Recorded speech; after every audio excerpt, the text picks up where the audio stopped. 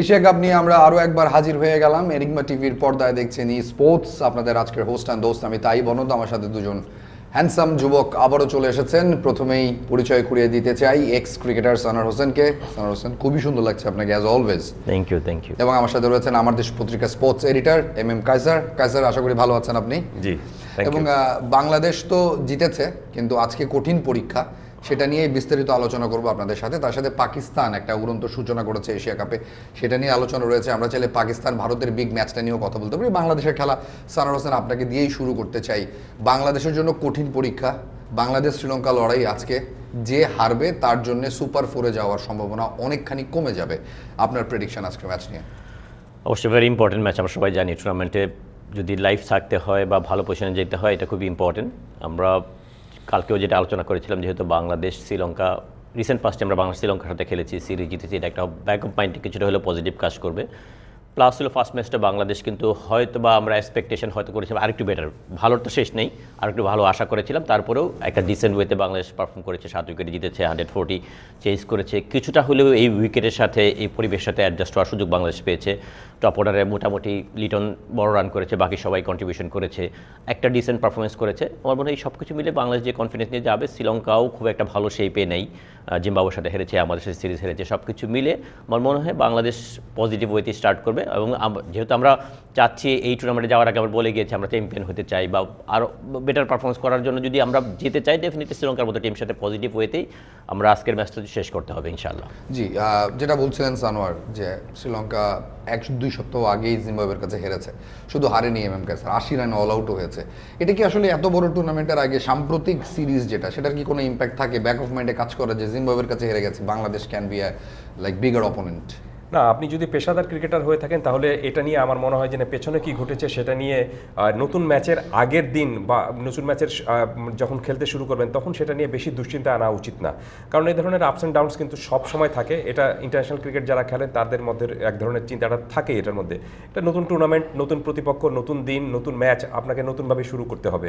এবং শ্রীলঙ্কা যে এই টুর্নামেন্টে খেলতে এসেছে সেটাতে তারা কিন্তু বাংলাদেশ ঠিক যে পজিশনে খেলতে গিয়েছে, শ্রীলঙ্কা কিন্তু ঠিক সেই রকম অবস্থায় খেলতে গিয়েছে। আমি ছোট্ট একটা উদাহরণ দিচ্ছি, সেটি হলো যে শ্রীলঙ্কা কিন্তু এই টুর্নামেন্টে এশিয়া কাপের ডিফেন্ডিং চ্যাম্পিয়ন। কিভাবে? কারণটা হলো যে আপনি হয়তো বলবেন যে ডিফেন্ডিং চ্যাম্পিয়ন তো ভারত, কারণ ভারত 2023 সালে খেলেছিল। 2023 সালে ভারত খেলেছিল, এশিয়া কাপের চ্যাম্পিয়ন হয়েছিল, কিন্তু সেটা ছিল আপনার 50 ওভারের ফরম্যাটে।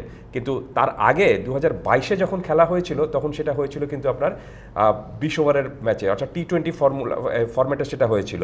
সেটাতে চ্যাম্পিয়ন হয়েছিল কিন্তু আপনার শ্রীলঙ্কা, যেটা শ্রীলঙ্কার অধিনায়ক কিন্তু গতকালকে প্রেস কনফারেন্সে বলেছেন আমরা কিন্তু এই ফরম্যাটে এই আপনার আসরে ডিফেন্ডিং চ্যাম্পিয়ন দল। সো আমরা সেটা রক্ষা করতে চাই বা ট্রফিটা আমরা নিয়ে যেতে চাই। সো সেই দিক থেকে যদি আপনি চিন্তা করেন তাহলে আমার কাছে মনে হচ্ছে যে শ্রীলঙ্কাও খুব, জিম্বাবুয়ের সাথে তারা হেরেছে, বাংলাদেশের সাথে তারা ঘরের মাটিতেও হেরেছিল, সেটা তাদের জন্য একটা ধাক্কা হতে পারে, কিন্তু সেই ধাক্কাটা কিভাবে সামাল দিতে হবে অন্তত সেইটুক পেশাদারিত্ব এই শ্রীলঙ্কা দলের রয়েছে। জি, লিটনকে নিয়ে একটু কথা বলতে চাইছিলাম। আমার 476 রান করেছেন এক ক্যালেন্ডার ইয়ারে, এবং আর 56 রান করলে সাকিব আল হাসানকে টপকে বাংলাদেশের সর্বোচ্চ রান সংগ্রহ করে যাবেন T20-তে। সবচেয়ে বড় কথা, গুড টাচে রয়েছেন, খুব ভালো খেলছেন। এবছর তার স্ট্রাইক রেট 137। বাংলাদেশের প্লেয়ার কোনো ব্যাটারের স্ট্রাইক রেট 130-এর উপর, এটাই তো আমাদের জন্য বিশাল ব্যাপার। তো লিটনের এই ফর্মটা কতটা জরুরি এবং কি চেঞ্জেস আপনি দেখেছেন লিটনের অ্যাপ্রোচে যেটা আপনাকে মুগ্ধ করছে?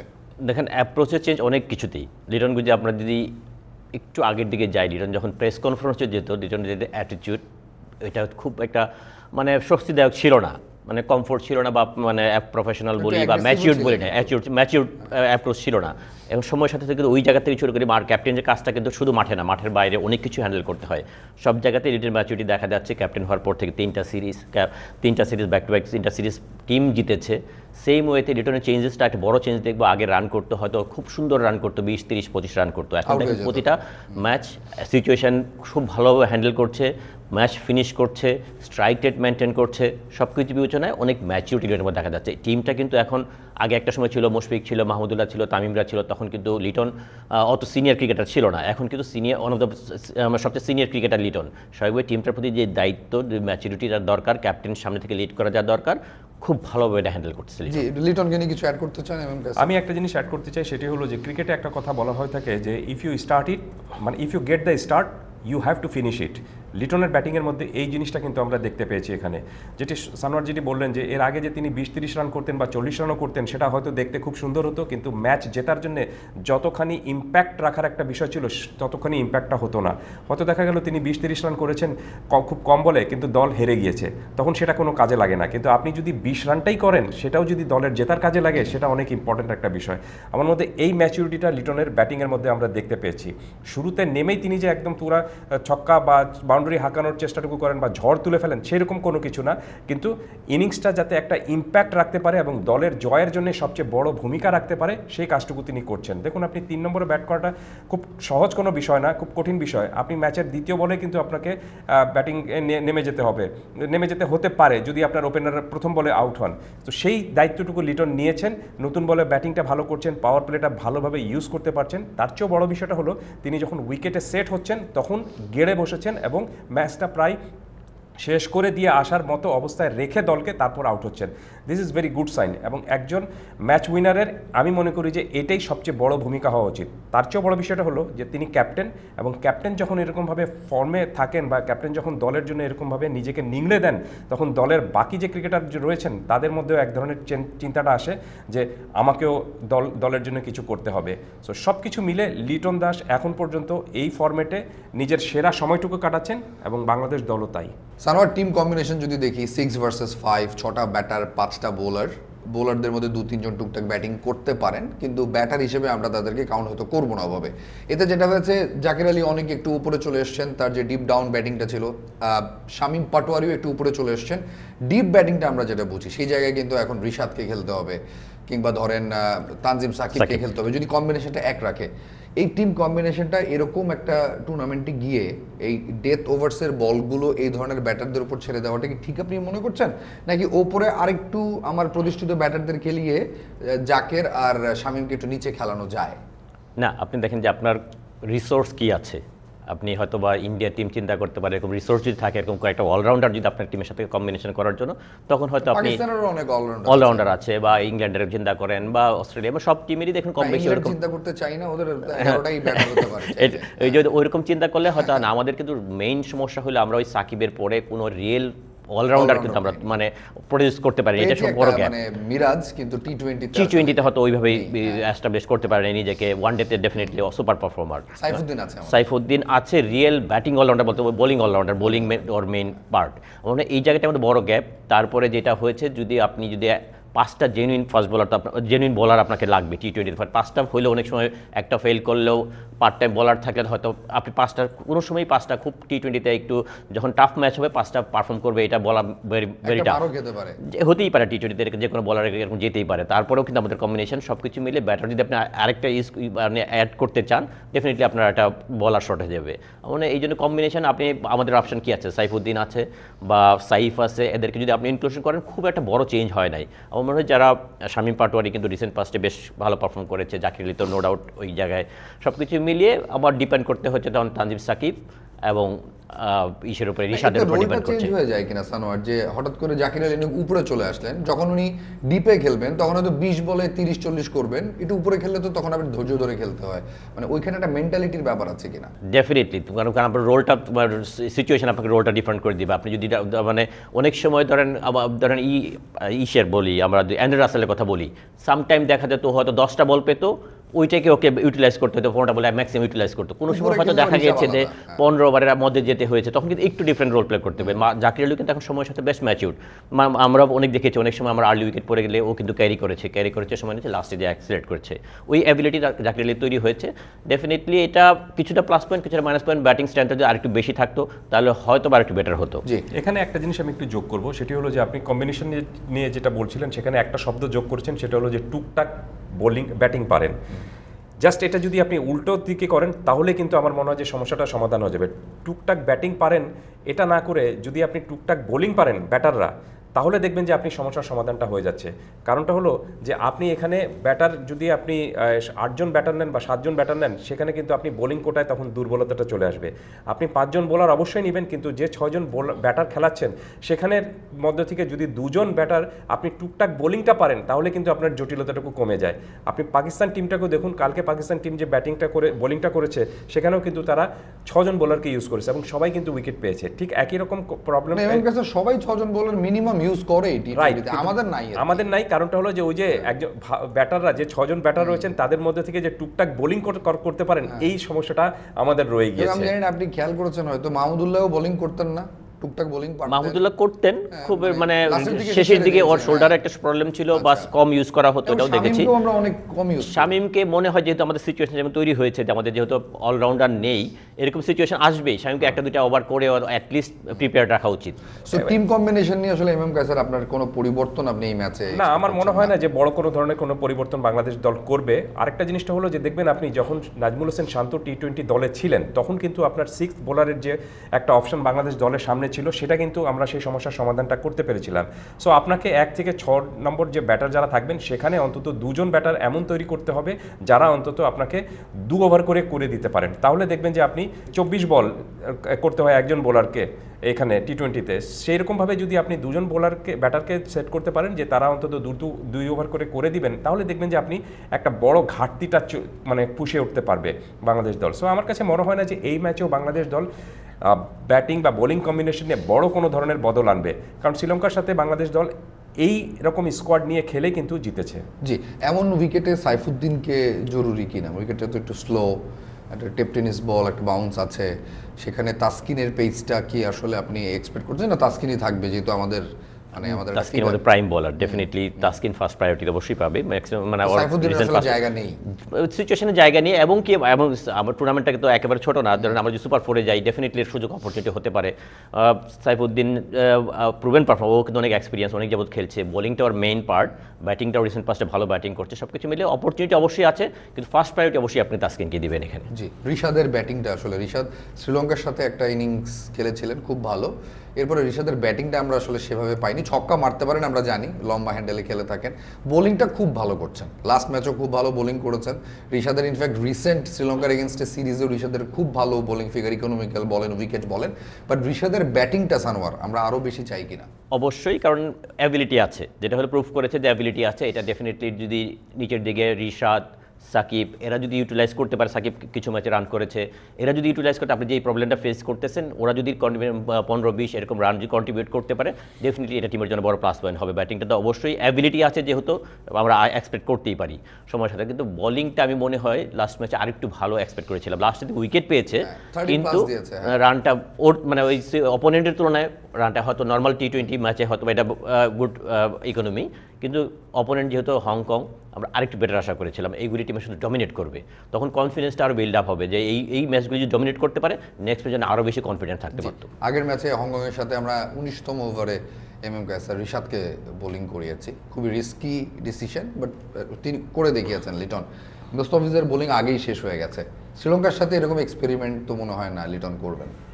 না, অবশ্যই না, কারণটা হলো যে শেষের দিকে ডেথ ওভারে আপনি আপনার সবচেয়ে এক্সপিরিয়েন্স এবং সবচেয়ে পাকা বোলারকে আপনি রাখবেন, যাতে কারণটা হলো যে তখন প্রতিপক্ষ ব্যাটাররাও আপনি প্রত্যেকটা বলের রান তোলার চেষ্টাটুকু করেন এবং সেটাকে ম্যাক্সিমাম রান যাতে সেখান থেকে আসে সেই চেষ্টাটুকু তাদের থাকে। ঠিক সেই সময়টা যদি আপনি আপনার বেস্ট বোলারকে ইউজ করেন, তাহলে দেখবেন যে who is the best bowler? Mustafiz. Obviously আপনি যদি ডেথ ওভারের হিসাবটা করেন, তাহলে অবশ্যই মুস্তাফিজ আপনার বেস্ট বোলার। মুস্তাফিজকে ডেথ ওভারে ইউজ করেন দেখেই কিন্তু তাকে দিয়ে আপনি শুরুর দিকে পাওয়ার প্লেতে মোস্ট প্রবলি 1 ওভার বোলিং করান কিন্তু ক্যাপ্টেন, এবং তারপরে তাকে মিডল ওভারে নিয়ে আসেন এবং শেষটা তার জন্য রাখেন।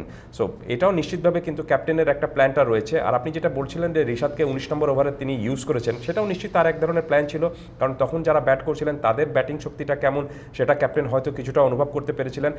রিশাদ আগের ওভারটা কেমন করেছেন সেটাও তিনি চিন্তা করেছিলেন। আর হংকংয়ের সাথে এরকম গ্যাম্বল করাই যায় অবশ্যই। আমি মনে করি যে এইটুক স্বাধীনতাটা একজন ক্যাপ্টেনকে অবশ্যই দিতে হবে। কারণটা হলো যে আমরা হয়তো বাইরে থেকে বসে অনেক কিছু দেখার চেষ্টাটুকু করি, কিন্তু মাঠে যিনি থাকেন তিনি তখন কি কারণে এই সিদ্ধান্তটি নিয়েছেন সেটা সেই কারণে তার উপর কিন্তু আস্থাটুকু রাখতে হবে। আর ক্রিকেটে তাই সবসময় একটা জিনিস বলাই হয়ে থাকে যে আপনি যে কোনো সিদ্ধান্ত নেন সেটা যদি কাজে লাগে তাহলে দেখবেন যে আপনি ইটস এ গুড ডিসিশন, আর যদি কোনো কারণে কাজে না লাগে তখন দায়টা চলে আসে ক্যাপ্টেনের ঘাড়ের উপর। সো আমাদের মনে হয় যে দর্শক হিসাবেও আমাদের একটু ধৈর্য রাখার অবশ্যই প্রয়োজন রয়েছে।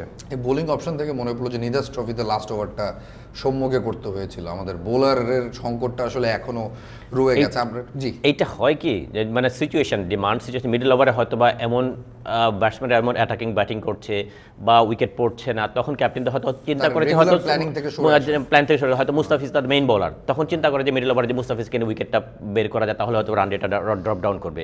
এরকম চিন্তা করে সিচুয়েশনের ক্ষেত্রে অনেক সময় চেঞ্জ করতে হয়। তখন হয়তো তার যে প্রপার প্ল্যান আপনার যে হয়তো চিন্তা করেছে লাস্টে যেতে পারে মুস্তাফিজ 2টা ওভার করবে, তখন হয়তো আগেই একটা ওভার শেষ হয়ে যাচ্ছে। এরকম সিচুয়েশনের ক্ষেত্রে ক্যাপ্টেন্সি অনেক কিছু ডিসিশন চেঞ্জ করতে হয়। যদি হয়তো আগে যদি উইকেটটা মুস্তাফিজ বের করে দিতে পারে, একটা 2 উইকেট বের, তখন কিন্তু আরও সবার জন্য বোলিং করা ইজি হয়ে যায়। এই চিন্তা করে ক্যাপ্টেনের অনেক সময় প্ল্যান চেঞ্জ করতে হয়। নিদাস ট্রফিতে আর যেটা বললাম কম্বিনেশন, একটা সময় সৌম্য ছিল আমাদের কম্বিনেশনে, তখন 2টা ওভার 3টা ওভার করে দিতে পারলে সৌম্য একটা প্লাস পয়েন্ট হয়ে যেত। এখন এই সবগুলি মাইনাস পয়েন্টই ক্যাপ্টেনের কাছে রিসোর্সটা খুব কম। একটা প্ল্যান যদি মানে প্রপারলি ক্লিক না করে তাহলে কিন্তু প্ল্যানিং পুরো চেঞ্জ করতে হয়, ডিফিকাল্ট হয়ে যায়। তামিম আর পারভেজ ইমনের বোলিংটা শিখতে হবে আর কি। না, আপনি সিচুয়েশনের কথা বলছিলেন, দেখুন আমি আপনাকে দুটো উদাহরণ মনে করিয়ে দিই। একটা 2007 সালের বিশ্বকাপ যেটা জিতেছে, টি20 বিশ্বকাপ যেটা ভারত জিতেছিল, সেখানে শেষ ওভারে বোলিং করেছিলেন কে? তাকে আপনি চিনবেনই না, যোগিন্দর সিং। হ্যাঁ রাইট, একদম অপরিচিত একজন ছিলেন সেই সময়টায়, বা সেই টুর্নামেন্টের জন্য অপরিচিত ছিলেন। এটা গেল একটা দিক, তিনি বোলার হিসেবেই সেই টুর্নামেন্টটা খেলেছিলেন। কিন্তু আরেকটু পিছনে ফিরে আসি, সেটা হলো যে যখন আপনি দেখবেন যে কোনো একটা সাউথ আফ্রিকার সাথে বোধহয় কোনো একটা টুর্নামেন্টে, সেখানে শেষ ওভারে বল করেছিলেন আপনার সচিন টেন্ডুলকার। তিনি কিন্তু ব্যাটার হিসেবে খেলেন এবং তিনি স্পিনার হিসেবে খেলেছিলেন সেখানে, এবং তিনি 2টি উইকেট তুলে নিয়ে সেই ম্যাচটাও জিতিয়ে দিয়েছিলেন। সো সিচুয়েশন অনেক কিছু ডিমান্ড করে, এটা মাথায় রাখতে হবে। ক্যাপ্টেন কেন সেই সিদ্ধান্তটুকু নিচ্ছেন সেই আস্থটুকু তার উপর অবশ্যই রাখতে হবে। বাইরে থেকে হয়তো আমরা অনেক কিছু বলে ফেলতে পারি, কিন্তু ক্যাপ্টেনের উপর আমি মনে করি যে যখন যে সিচুয়েশন আসে সেই সিচুয়েশন অনুযায়ী তিনি কাকে দিয়ে বল করাবেন, কিভাবে ফিল্ড সেট করাবেন, সেটার মধ্যে আপনি যদি তিনি সফল হন তাহলে সফল। আমরা আসলে ভক্ত হিসেবে অত না, একটা एग्जांपल দিই আমি, যদি আমার নিজের ব্যক্তিগত experience, Abahani modern match, last match league decided match, ওই সময় তাপস বৈশ্য ন্যাশনাল টিমের বোলার, শফিউদ্দিন বাবু ন্যাশনাল টিমে খেলে, আশিক ছিল, প্লাস বেশ মরিস উদম্বে ছিল, সব কিছু মিলিয়ে সিচুয়েশন এমন একটা সিচুয়েশন আসছে যে লাস্ট ওভারে 11 রান দরকার। সব কিছু বিবেচনা করে বোলিং দেওয়া হয়েছিল আমাকে। হ্যাঁ, কিন্তু ওই ম্যাচে আমি 7 রান দিয়েছিলাম, ম্যাচ জিতেছিলাম, final league decided match, because of situation. ওই কনফিডেন্ট ওই সময়টা বাকি বোলাররা অতটা কনফিডেন্ট ছিল না। মরিস উদম্বে বা স্টিভ টেগল দুজনই বললো সানোয়ার কনফিডেন্স, সানোয়ারকে দাও।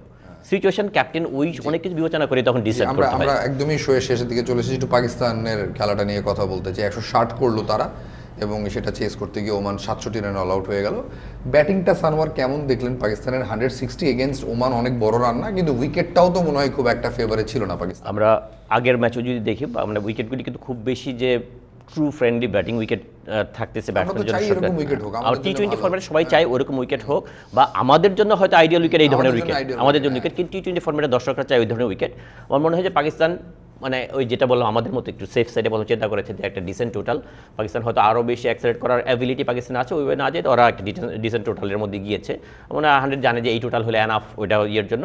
যদি বড় করতে যেন ডিফারেন্সটা কোন জায়গায় তৈরি করে, কালকে যেটা বলছিলাম আফগানিস্তান করেছিল কিন্তু 188, ডিফারেন্সটা করেছে লাস্টে 10টা 6 মেরে, টোটাল 10টা পাকিস্তানের কালকে 2টা বা 3টা 6 হয়েছে। আপনি এই উইকেট একটু আউটফিল একটু স্লো, 4 একটু কম হচ্ছে তুলনামূলকভাবে, 4 হচ্ছে তুলনামূলক কম হচ্ছে, যেই কারণে আপনাকে পাওয়ার হিটিং যদি ওই বড় রান করতে হয় তাহলে আপনার উপর দিয়ে বেশ কিছু 6 মারতে হবে, নাহলে বড় স্কোর করে ডিফিকাল্ট। এই উইকেটগুলি এত ট্রিকি যে আপনি প্রতি বলে সিঙ্গেলও বের করা যাচ্ছে না, উইকেটগুলি অত সাপোর্ট করছে না যে ট্রু উইকেটে কিন্তু আপনি সিঙ্গেল বের করা সহজ হয়। হ্যাঁ, একটু ডিফিকাল্ট হচ্ছে, 1-2 প্লাস হলে আপনাকে বড় হিট মানে। পাকিস্তানের বোলিংটাও কালকে এমএম কাসার খুব ভালো হয়েছে।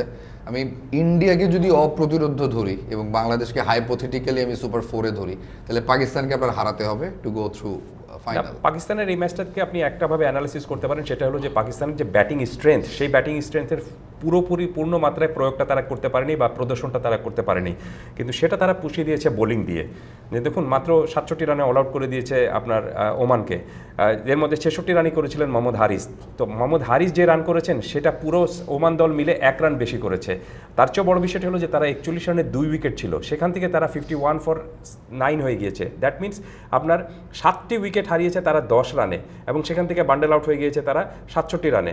দ্যাট মিনস আপনি শেষ 9টি উইকেট হারিয়ে হারিয়েছে তারা ভারতের সাথে 17 রানে। সংযুক্ত আরব আমিরাত 10 রানে 8 উইকেট হারিয়েছে, মানে একই রকম সিনারিও। রাইট, সেটাই আমি বললাম যে তারা ব্যাটিংটা প্রদর্শনটা সেরকম করতে পারেনি, কিন্তু শক্তিটা তারা দেখিয়েছে বোলিং স্ট্রেংথে। আর নিশ্চিতভাবে এই ম্যাচের এই দুটো ম্যাচে ভারত ও আপনার আরব আমিরাতের বিরুদ্ধে যেটা খেলেছিল সেটাও নো কম্পিটিশন ম্যাচ হয়েছিল, এবং এটার ফলাফলটা যদি আপনি মনে করেন তাহলে আমি মনে করি যে এটাও এক অর্থে কিন্তু আপনার কোনো প্রতিদ্বন্দ্বিতা হয়নি। আসল প্রতিদ্বন্দ্বিতা হবে ভারত পাকিস্তানের ম্যাচে, রোববারে যে ম্যাচটি রয়েছে। জি, তবে আমাদের জন্য আসল ম্যাচ আজকে শ্রীলঙ্কার সাথে, বিগ ম্যাচ। যারা হারবে তাদের একেবারে দেয়ালে পিঠ থেকে যাবে। বাংলাদেশ যদি সেই জায়গায় চলে যায় তখন আফগানিস্তানের সাথে ম্যাচটা বাংলাদেশের জন্য ডু অর ডাই হবে, সাথে রান রেটের ইকুয়েশনটা তখন অনেক বড় একটা ফ্যাক্টর হয়ে দাঁড়াতে পারে। সানোয়ার, আজকের ম্যাচে আমার মনে হয় যে নাগিন রাইভেলরি একটা ব্যাপার আছে শ্রীলঙ্কার সাথে, তাই না? শ্রীলঙ্কার সাথে আজকের এই ম্যাচে আপনি কোন দলকে এগিয়ে রাখবেন, কেন এগিয়ে রাখবেন? না দেখেন, আমি হিস্ট্রি বলে লাভ নেই, আজকে ফ্রেশ ম্যাচ, পার্টিকুলার ডের পারফরমেন্সটা ইম্পর্টেন্ট। এরকম যদি আমরা দেখি আফগানিস্তানের লাস্ট সিরিজে আফগানিস্তান পাকিস্তান গ্রুপ ম্যাচে কিন্তু হেরেছিল পাকিস্তান, ফাইনাল ম্যাচে এসে পুরোপুরি সিনারিও চেঞ্জ, মানে এটা একটা বড় ফ্যাক্টর, প্রেশারটাও একটা বড় ফ্যাক্টর। সব কিছু মিলে বাংলাদেশ যেই একটু অ্যাডভান্টেজ অবশ্য আসছে, যেহেতু বাংলাদেশ এই কন্ডিশনে একটা ম্যাচ খেলেছে, উইকেটের সময় অ্যাডজাস্ট হয়েছে। বাংলাদেশের যদি বোলাররা বলেন, ওভারঅল আমাদের রিসেন্ট পাশে যত পারফরমেন্স দেখেন, আমাদের বোলাররা কিন্তু অসাধারণ পারফর্ম করে আসছে, আমাদের ব্যাটাররাও ডে বাই ডে একটা ভালো শেপের দিকে আসছে। আমার মনে হয় এই জায়গাতে বাংলাদেশ একটু কনফিডেন্স থাকতেই পারে শ্রীলঙ্কার এগেনস্টে ম্যাচ জেতার জন্য। ডেফিনেটলি 55-45 আমি বাংলাদেশকে 60 এগিয়ে রাখবো। 60-40 কায়সার। উনি অ্যাডভান্টেজ বলছেন, আমি বলবো যে এই ম্যাচে বাংলাদেশ ফেভারিট। কেন ফেভারিট? কারণটা হলো যে রিসেন্ট পাস্টে বাংলাদেশ শ্রীলঙ্কার সাথে টি-20 ফরম্যাটে ভালো পারফরমেন্স করেছে, এবং বাংলাদেশ এখন টি-20তে আপনার শ্রীলঙ্কার তুলনায় ভালো ফর্মে রয়েছে।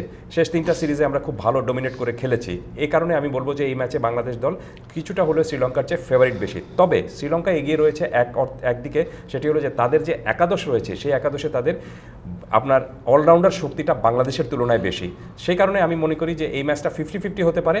যে দল বেশি মাত্রায় আপনার কম ভুল করবে সেই দলই এই ম্যাচে জিতবে। স্যার, ছোট্ট করে একটু জানতে চাই, এক্স ফ্যাক্টর শ্রীলঙ্কান টিমের who can be vital today? Hasaranga টি-20 ফরম্যাটের one of the finest bowler, leg spinner always. টি-20তে রশিদ খান আর হাসারাঙ্গা এদের মতো বোলাররা ম্যাচ চেঞ্জিং ভূমিকা রাখতে পারে শ্রীলঙ্কার ফরে হতে পারে। হাসারাঙ্গা বলছেন সানোয়ার, কায়সার আপনার চোখে? আমি শ্রীলঙ্কা দলের দুজন খেলোয়াড়ের নাম বলবো, সেটা হলো যে কুশাল মেন্ডিস এবং কুশাল পেরেরা। দুজনের নামের আগে আপনি কুশাল রয়েছে। আমি চিন্তা করবো যে বা অপেক্ষায় থাকবো যে আজকে যেন তাদের ব্যাটিংয়ে অমঙ্গল থাকুক। অসংখ্য ধন্যবাদ কায়সার এবং সানোয়ার আমাদের সাথে যুক্ত হওয়ার জন্য। ই স্পোর্টস দেখছিলেন আপনারা এনিগমা টিভির পর্দায়। বাংলাদেশ দলের জন্য শুভকামনা, এবং এই চ্যানেলে আপনারা রেগুলার এশিয়া কাপের এই শো দেখতে থাকবেন। সে পর্যন্ত সবাই ভালো থাকুন, সুস্থ থাকুন। আল্লাহ হাফেজ।